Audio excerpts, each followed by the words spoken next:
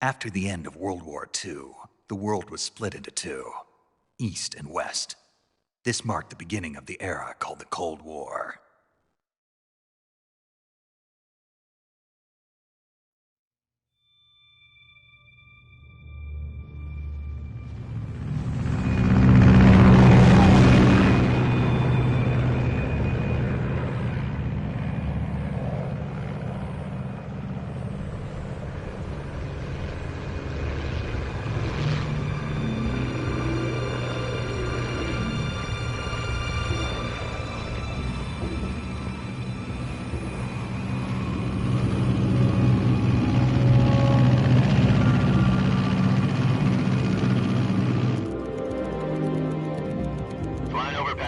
Altitude 30,000 feet. Approaching Soviet airspace. 20 minutes to drop off. Commencing internal depressurization. Equipment check. Arm main parachute. All right. You ready to go? Drop zone still showing a high pressure mass. Cav okay. Good. We've got high visibility.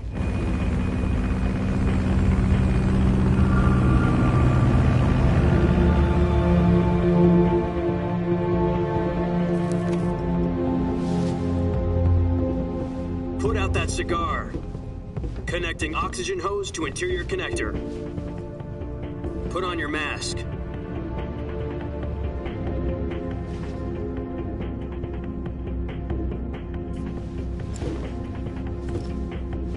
Does this panty waste know what he's doing? Approaching release point. 10 minutes to drop off. Hey, are you deaf? He said put out the cigar and put on your mask.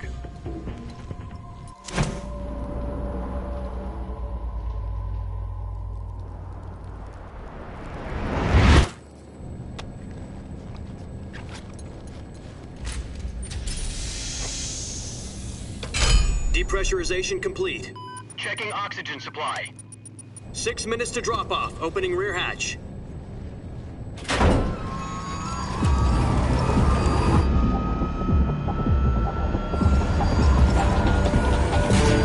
Sunrise.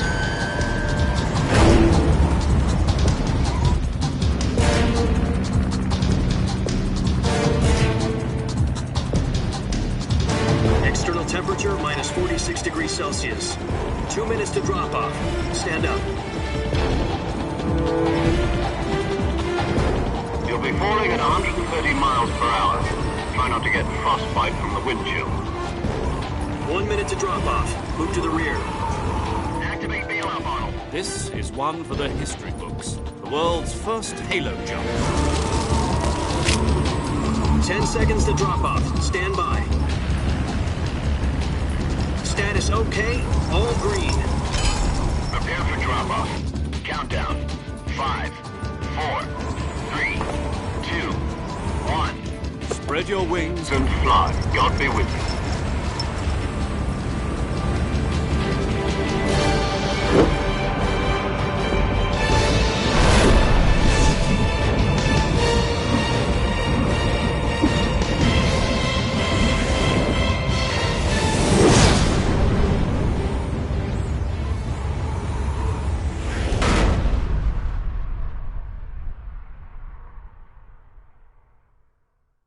Jack, I've got some important news. The head of the CIA has finally given us the green light for the virtuous mission. Virtual mission? No, the virtuous mission. The future of our Fox unit depends on it. If it succeeds, we'll be officially organized into a unit. Virtuous mission? Sounds like some kind of initiation ritual. You know, don't get cocky. This isn't a training op. Right. So what exactly is this wonderful mission? Well, about 2 years ago, a certain Soviet scientist requested asylum in the West through one of our moles. His name is Nikolai Stepanovich Sokolov. He's head of the OKB 754 Design Bureau, one of the Soviets' top-secret weapon research facilities, and the East's foremost expert on weapons development. Sokolov? Isn't he that famous rocket scientist? The very same. On April the 12th, 1961, the Soviets achieved the first manned spaceflight in history. The Earth was blue, but there was no God. Well spoken. The rocket that carried Yuri Gagarin to orbit was the A-1, known as the Vostok rocket. Sokolov is said to be the man most responsible for the multi-engine cluster used in that rocket. After Gagarin's flight, Sokolov left rocket development to become the head of the newly established Design Bureau. From a lowly technician to head of a design bureau, that's quite a success story, so why do you want to defect? It seems he'd become afraid of his own creations. Afraid? Call it a crisis of conscience. And for that, he left his country and his family behind and went over the fence? Not exactly. One of his conditions was that his family was also to be taken safely to the west. We used a mole to get the family out first and succeeded in sneaking Sokolov over the Berlin Wall shortly afterwards. I was the one who conducted the operation. The security on the eastern side was still full of holes back then. Then what? We got Sokolov over in one piece, but the whole ordeal had left him exhausted, and we checked him into a hospital in West Berlin. It took him 2 weeks and more than 600 miles to get from the research facility in the Soviet Union to Berlin. He was in no condition to say anything coherent. And it was only a week later that we had something much bigger on our hands. The Cuban Missile Crisis. October the 16th, 1962, President Kennedy received word that the Soviets were in the process of deploying intermediate-range ballistic missiles in Cuba. The President demanded that the Soviets dismantle and remove the missiles. At the same time, he announced a naval blockade to prevent further missile shipments from reaching Cuba. But the Soviets didn't back down, instead placing their armed forces on secondary alert. Soviet transport ships carrying missiles continued on course towards Cuba. US and Soviet forces went on alert for an all-out nuclear war. Frantic negotiations were conducted through the UN's Emergency Security Council and unofficial channels to end the hair-trigger standoff. Finally, on October the 28th, the Soviet Union agreed to remove its missiles from Cuba, and so the world avoided a nuclear holocaust. But in order to get the Soviets to pull their missiles out, we had to make a deal. You mean the one where the US agreed to remove its IRBMs from Turkey? No. The Jupiter IRBMs deployed in Turkey were obsolete, and we were going to get rid of them anyway. They had no strategic value whatsoever to either the US or the Russians. The Turkey deal was a ruse, a cover story that was fed to the other intelligence agencies around the world. So what did the Russians really want? Sokolov. They wanted us to return Sokolov.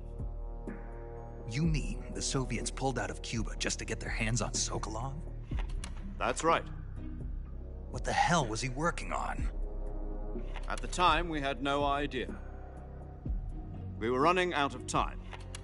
It was either give up Sokolov or risk full-scale nuclear war.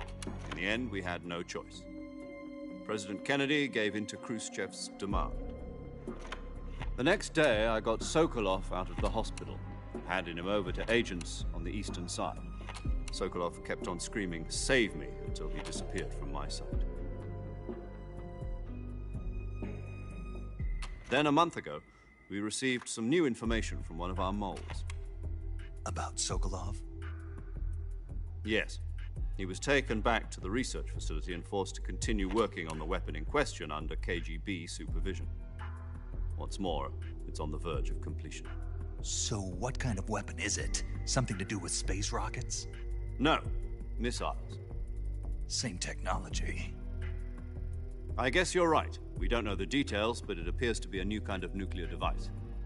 For half a year now, the Soviets have been conducting frequent nuclear tests at Semipalatinsk. Something to do with the weapon, I assume. We're talking about a secret weapon so big that Khrushchev was ready to pull out of Cuba to get it back. Is Sokolov still in the facility? No. According to our intelligence, he's in Selinoyarsk, a place in the mountains about 3 miles to the west that's known as the Virgin Cliffs. The Virgin Cliffs. Nice name for a virtuous mission. They moved him there just recently. Why? Apparently, they're conducting a field test of the weapon, but it's our best chance to get him back. This mission would never have been possible if he was still in the research facility. This is our last chance. Sokolov must have known that too when he contacted us.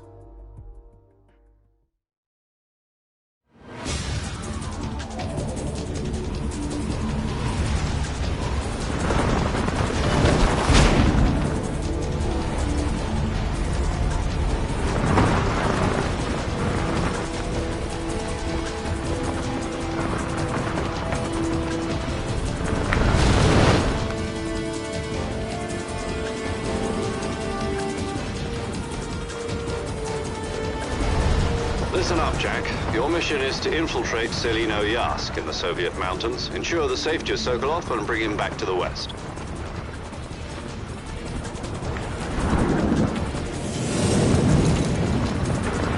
If we don't get Sokolov back before that weapon is complete, we'll be facing a major crisis.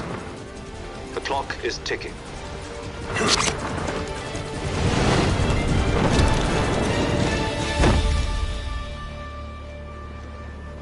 Once we've confirmed the rescue of Sokolov, stand by at the recovery point.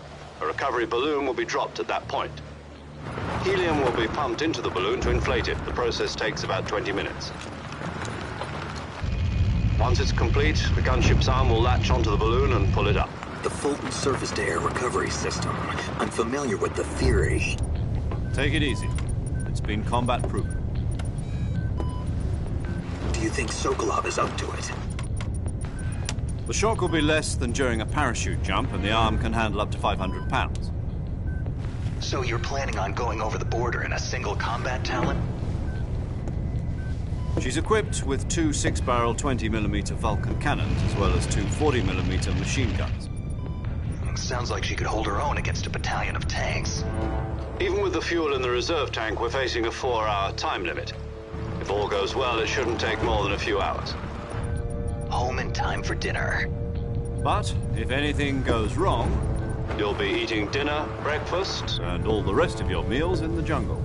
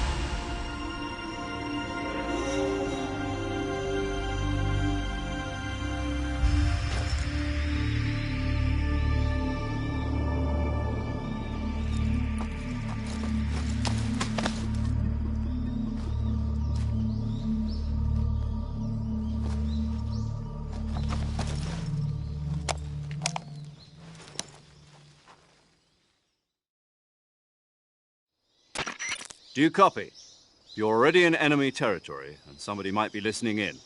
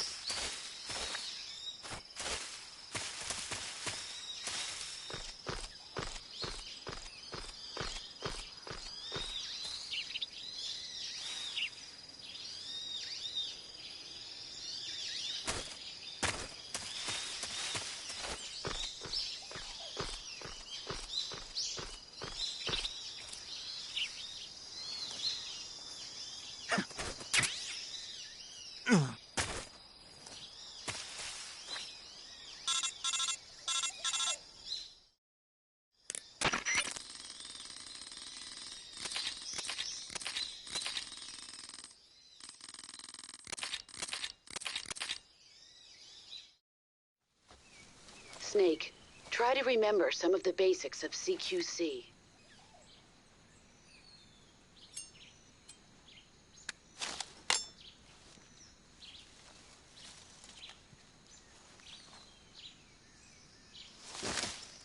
Commencing virtuous mission now.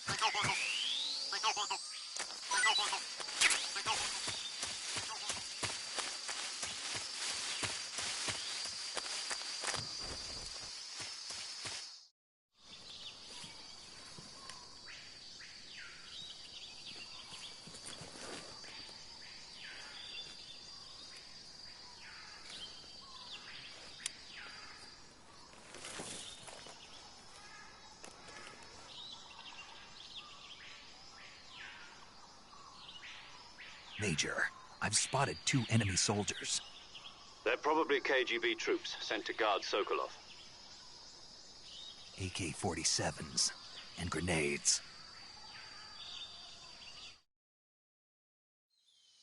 Snake, your presence in Soviet territory is already a violation of international law. We can't let the Kremlin find out that the CIA and the American government are involved. Contact with the enemy is strictly prohibited. Don't engage them in battle either. This is a stealth mission. Got that? The Major is right. The point of this mission is to sneak through the jungle without being seen. The success of the mission depends on how well you use your camouflage. Change your camouflage by selecting Camouflage from the Survival Viewer. The Uniform option lets you pick your uniform, while the Face option lets you change your face paint. Choosing camouflage that blends in with your surroundings will help you conceal yourself more effectively. Also, don't forget that anything that moves will stand out in the jungle. If you just stand up and run around like an idiot, you're bound to be spotted. But if you crawl instead, you should be able to sneak by without being noticed. You can see how effective your camouflage is by looking at the Camo Index. The Camo Index shows how well your current camouflage blends in with the surrounding area. The higher the value, the harder you are to spot, and vice versa. The key is to make yourself one with nature. Keep that in mind as you go along, okay?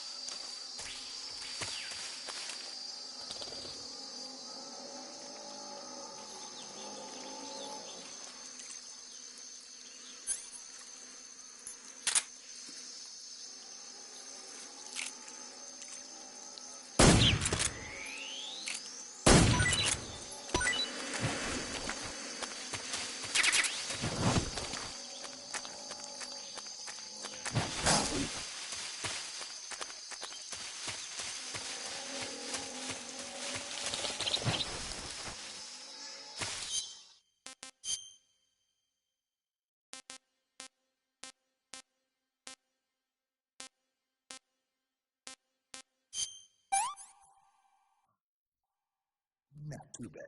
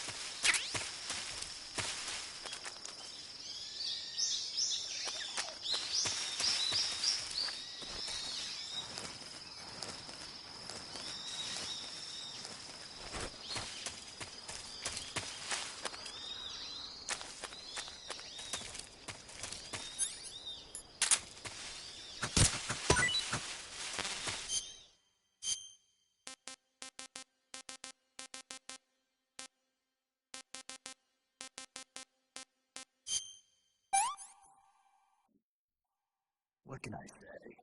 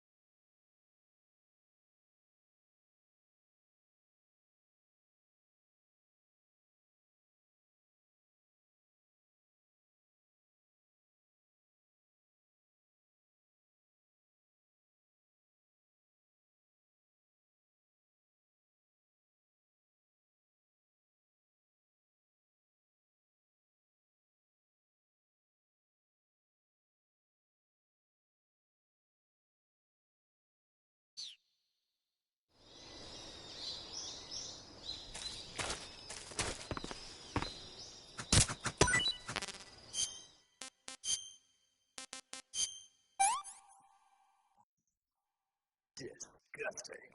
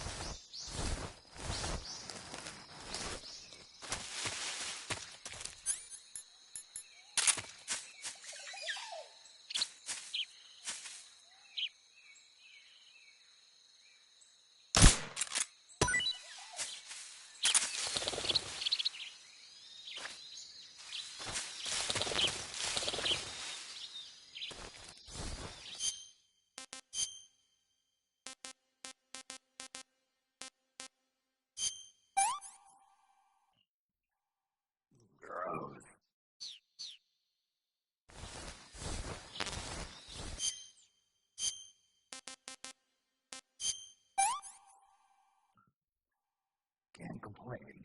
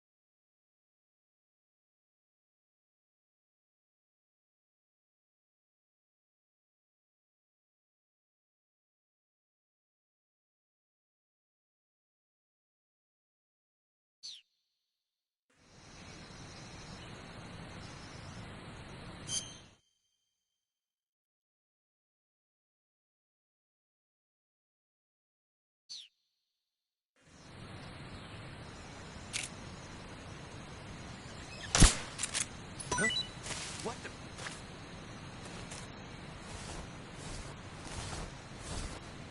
I'm just seeing things.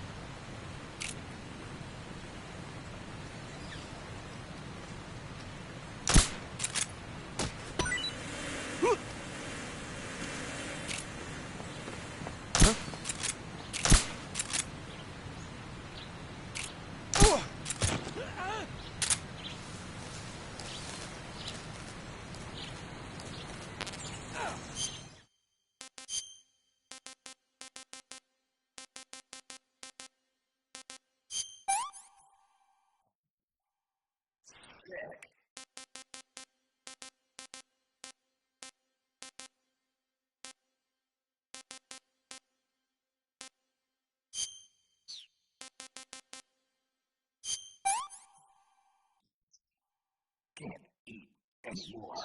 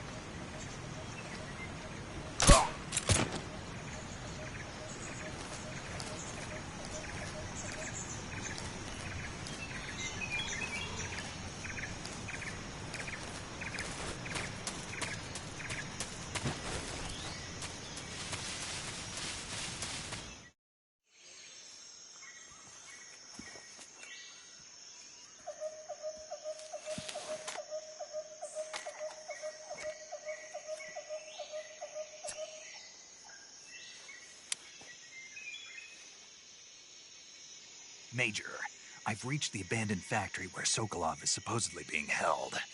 This place is a dump.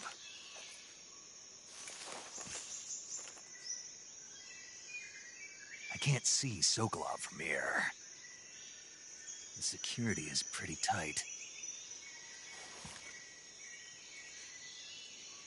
There are sentries posted around the perimeter. I wonder how many are inside.